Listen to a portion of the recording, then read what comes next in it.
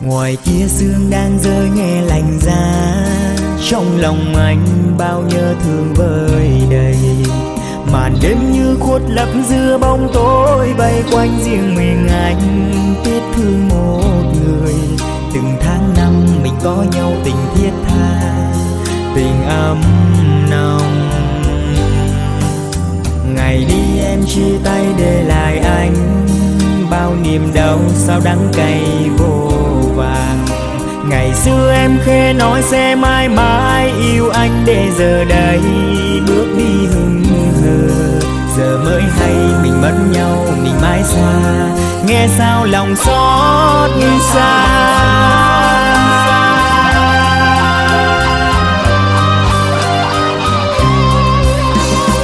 Một lần được có em trong đời, một lần để mất em muôn đời. Vỡ nát trong anh bao giấc mơ, yêu người thật nhiều mà sao người gian dối.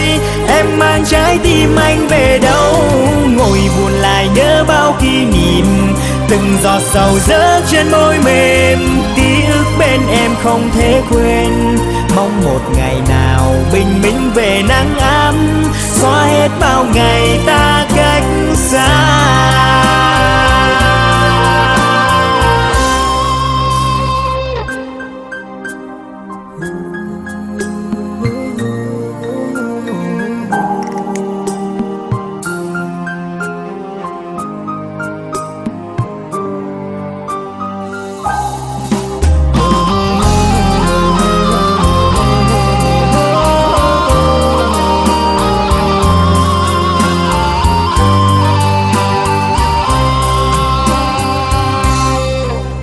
Ngoài kia sương đang rơi nghe lạnh giá, trong lòng anh bao nhớ thương vơi đầy. Màn đêm như khuất lấp giữa bóng tối, bay quanh riêng mình anh tiếc thương một người.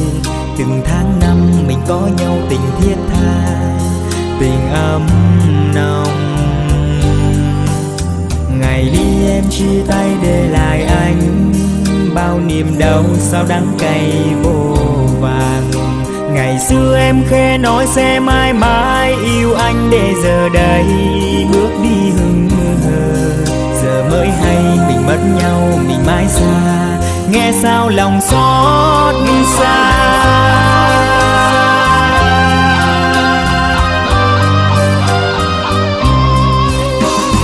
Một lần được có em trong đời, một lần để mất em muôn đời. Vỡ nát trong anh bao giấc mơ, yêu người thật nhiều mà sao người gian dối.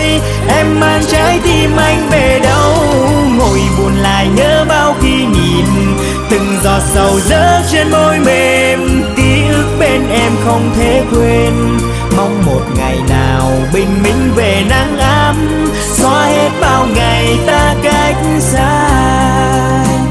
Một lần được có em trong đời, một lần để mất em muôn đời. Vỡ nát trong anh bao giấc mơ, yêu người thật nhiều mà sao người gian dối. Em mang trái tim anh về đâu, ngồi buồn lại nhớ bao kỷ niệm. Từng giọt sầu rớt trên môi mềm, ký ức bên em không thể quên. Mong một ngày nào bình minh về nắng ấm, xóa hết bao ngày ta cách xa.